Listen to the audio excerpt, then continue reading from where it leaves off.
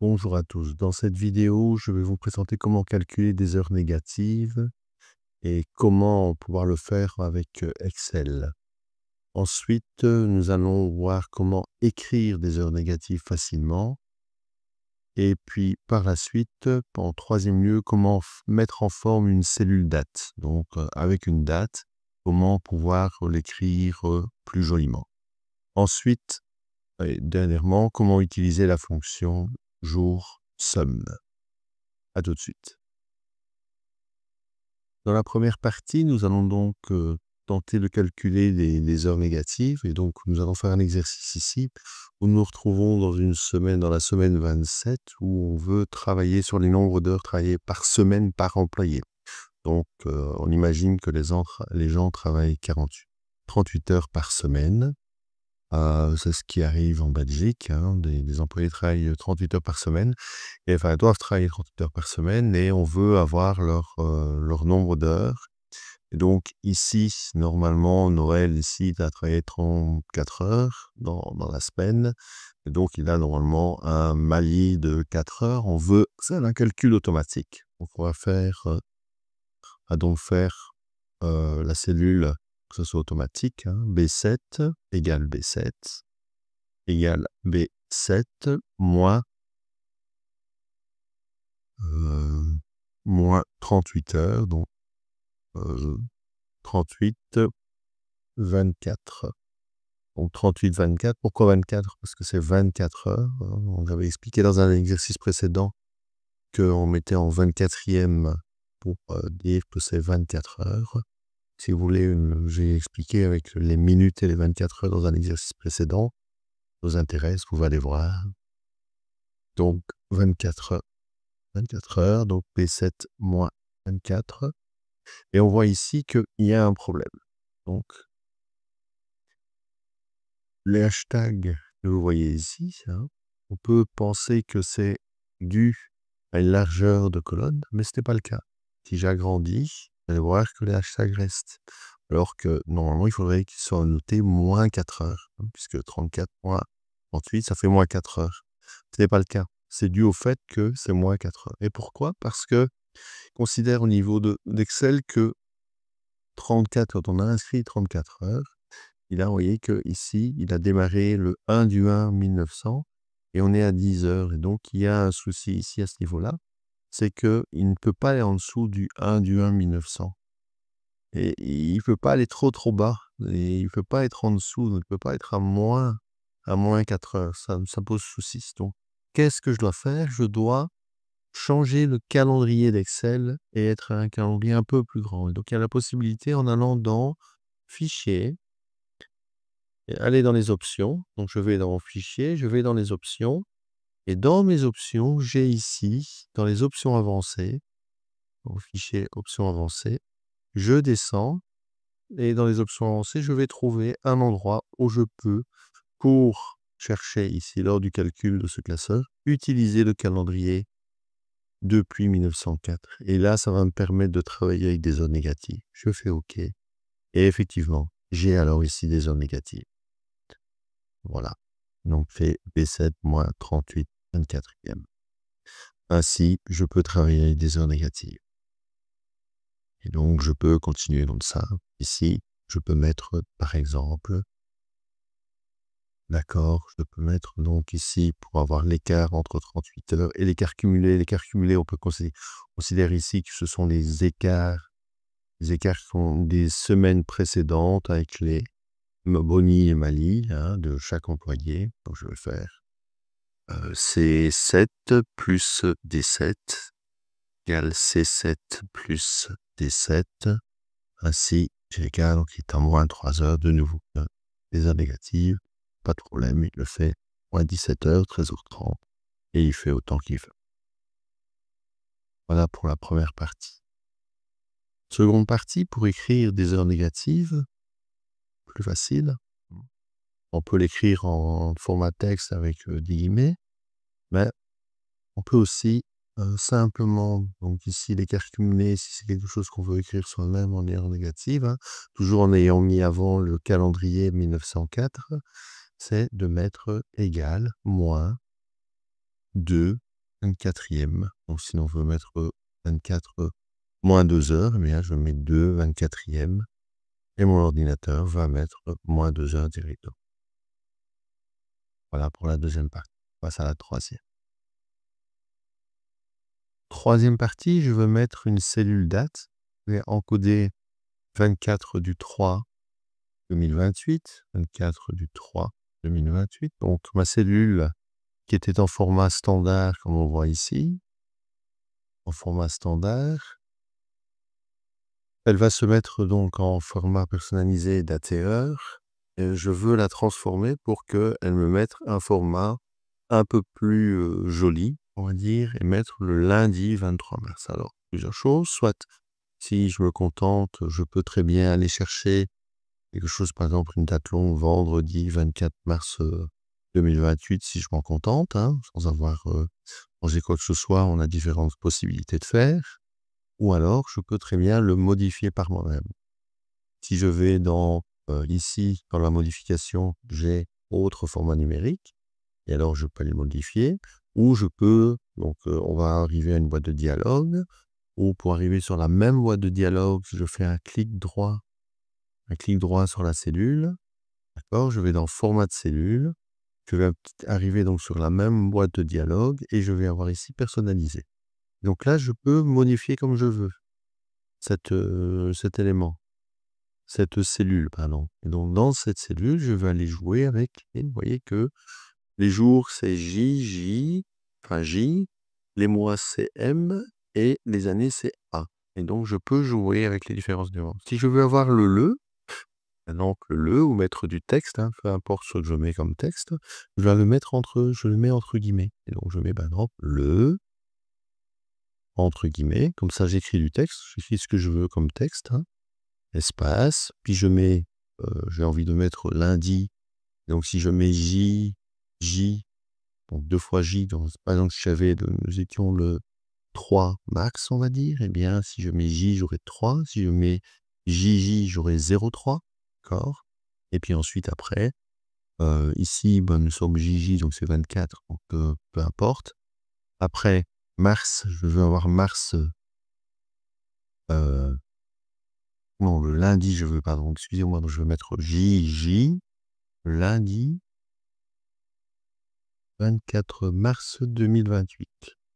C'est le vendredi 24 mars 2028. Je sais pas pourquoi j'ai mis lundi, hein. Vendredi 24 mars 2028, c'est le vendredi, ok, 24 mars 2028. 24, JJ, mars, donc ce sera mois, M, j'aurai 3, MM, j'aurai 0,3, mars, j'aurai MARS. Si j'avais octobre, j'aurais OCT. Et 4 fois M, j'aurais octobre en entier. D'accord? Et puis après, espace A pour les 2 dernières lettres, les 2 derniers chiffres de l'année. A1 chose. Et les 3 derniers chiffres, j'aurai 2028. J'aurai les 3 fois A, j'aurai les 4 derniers chiffres, 4 chiffres de 2028. 4 fois A, ça ne change rien, je n'ai pas de texte. Non? OK. Là, j'ai un souci au niveau du hashtag, mais ici, c'est parce que je n'ai pas assez de place pour écrire l'entièreté de ce que j'ai mis en texte. Voilà, donc ici, c'est vendredi, je vais le mettre tout de suite comme ça. J'ai terminé pour l'explication de Pour la 4e partie, on va utiliser la fonction jour-somme. Donc ici, on est dans l'exercice où on fait un planning de visite d'un commercial. On veut quelque chose d'automatique au niveau de la planification.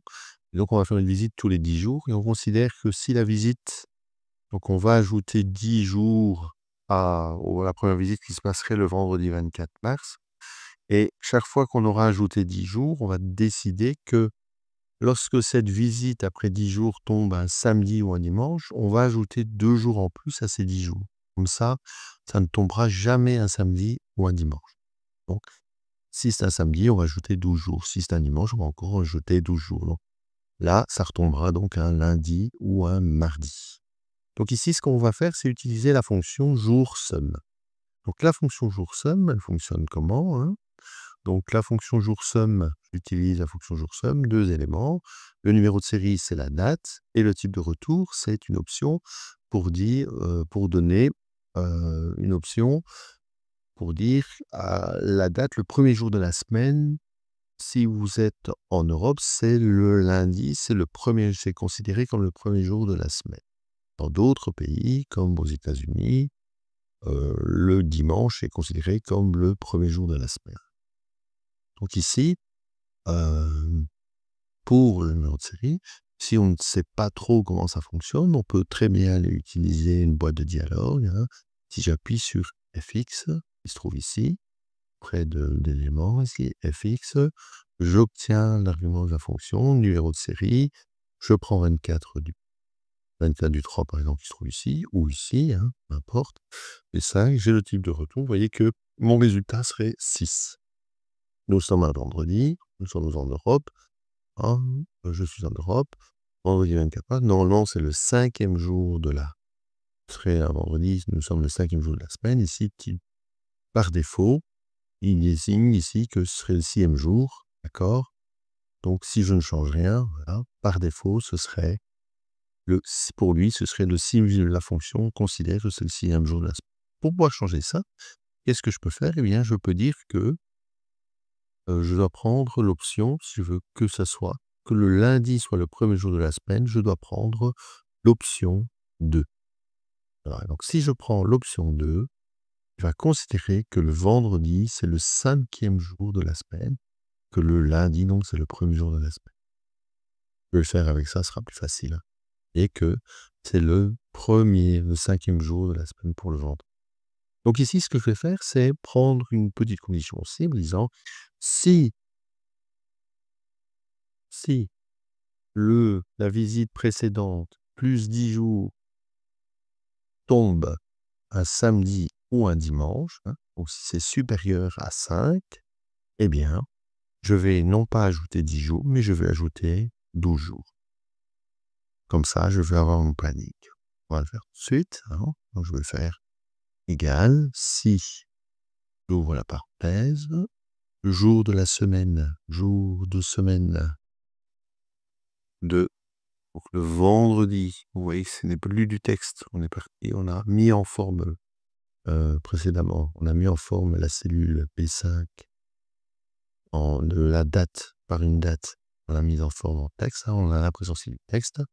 Si le jour de la semaine de B5 plus 10 jours, 10 jours, je vais prendre, plus la cellule B3, pour ça je peux changer comme je veux les jours de visite de mon commercial, par exemple, hein. Le B3, appuyant sur F4, ça permet de mettre par dollar, hein. Point virgule, et là je fais du lundi au vendredi, l'option 2. Donc si le jour de la semaine, donc du vendredi 24 mars 2028, plus 10 jours, est supérieur à 5, hein, est supérieur à 5, eh bien, qu'est-ce que je vais faire? Je vais non pas ajouter 10 jours à visite, mais je vais ajouter 12 jours. Je vais dire, eh bien, tu me fais mon jour de visite précédent, donc B5, plus mes 10 jours, hein, B3, B3, B3,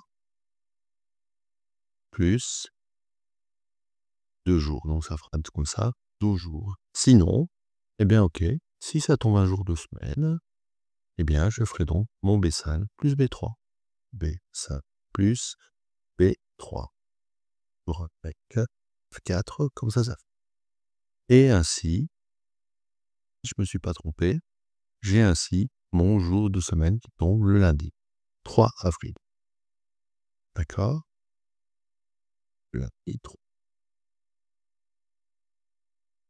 Dans ce cas-ci, vous allez encore rechanger mon format. Comme ça, je vais mettre, peut-être pas mettre de nouveau mon format, OK, le lundi JJ 3 avril, hein,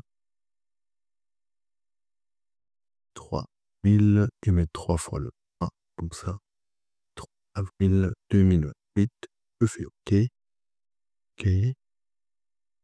Là, il a fait plus tout, et puis ensuite, je descends, ainsi, il ne tombera jamais. Donc, vous voyez que chaque fois, j'ai ajouté, il a chaque fois vérifié, et donc, le jeudi, le mardi, le vendredi, le lundi, le mardi, le jeudi. Donc, j'ai ici un planning jusque le 26 juin 2028 et je peux continuer ainsi directement, rien qu'en utilisant jour seul. Voilà, c'est terminé. Merci à vous. Bonne journée.